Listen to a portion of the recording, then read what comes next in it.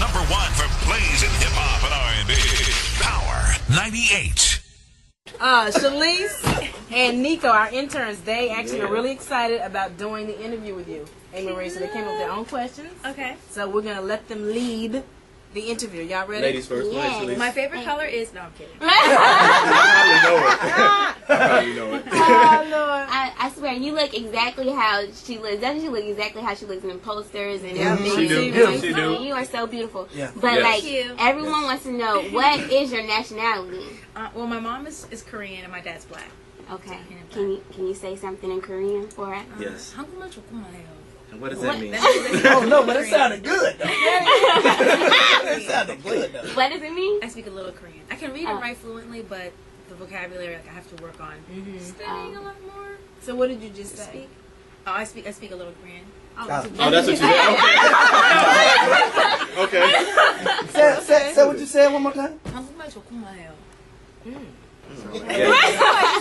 Yes, whatever. Yeah. Whatever. And Nico, you had your question? Yeah, I know you grew up in military, brat, Yes. right? Okay. You stayed in a lot of different cities, but you call DC home. Well, now, DC is home. DC will always be home because Right. it's very nostalgic for me. But home is usually wherever I am because I'm used to growing up that way. Okay. But DC is like home for me.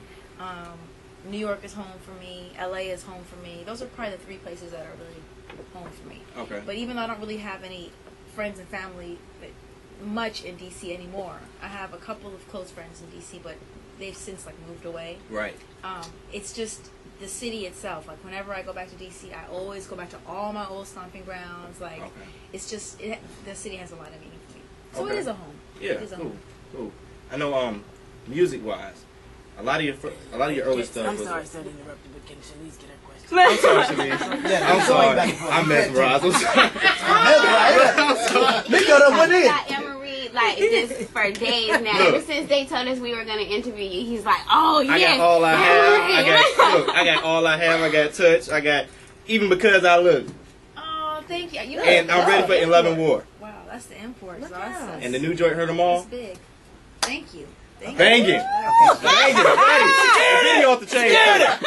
Back up, Nico. Back up, Nico. Go ahead, Shalise. All right, baby. Okay. Now, the first time anyone's heard you was on Nas' album Stillmatic on Rule.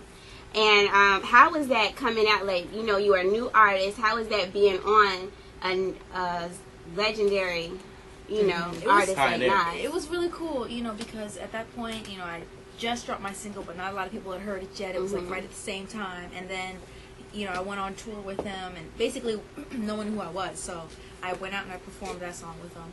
And then he would like, yo, hey, why don't you, how rappers do. Yo, hey, why don't you get into, do your thing, just talk to the people. And then I would go in, a little into my record. But I remember I was really, really nervous that day. I was really, really nervous. And all I could think about was, this is one of my favorite rappers. I buy all his albums. I listened to them as a fan. I would listen to them, go through the tracks, look at the credits. I was like, okay, I'm in here. Please don't mess up this song. Please don't mess up this song. I was like, please don't mess up the song. And he let me do what I wanted, with harmonies and just, play all with that it. stuff and the lyrics. And I was pretty nervous. So who did you collaborate with? It's Nico's turn. It's Nico. Exactly. Come on now. Now you tripping now. It's real. All right. Speaking of collaborations, who did you work with, or who was your favorite collaborations on any of the past albums and this new album?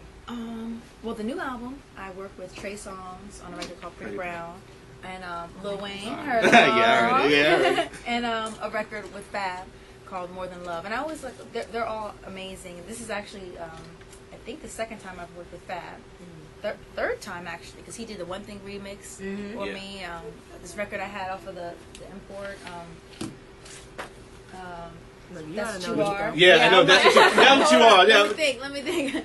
Let me ask Nico. What is it? That was, That's what you are. He did his thing on that. Yeah. And then, so this is the third time. Okay. And he's one of my favorite rappers as well. I just really love great lyricists. Right. People, when they say something, you got to listen to it over and over again, and you might catch something that you didn't catch before. So it's great. Okay. But before y'all go on, Great research too. That was good, We're gonna y'all. get back to y'all Impressed. in a That second. is very Speaking of the new single that you have, the one with Trey Songz, "Pretty Brown Eyes," is a remake. Yes, it's a remake. So of talk Mint- to us a little bit about Mint why Condition? did you the want to do Mint that Condition. one? Yeah. Well, you know, it was really cool because I love hip hop. Like I love hip hop, and it's just I don't feel like I'm a rapper trapped in a singer's body Right. because I can't rap. But there's an energy that hip hop has that's just so pure and so strong, you know. And Yeah. I love getting a beat and then singing over it, especially like beats that where you think you wouldn't be able to, like with "Why Are You," that beat's just straight hip hop classic. It is. But I love the challenge, the personal challenge of like putting something melodic on something like that. So I thought it was really, really cool. All right, let's get into that one right now. Amerie, Trey Songz.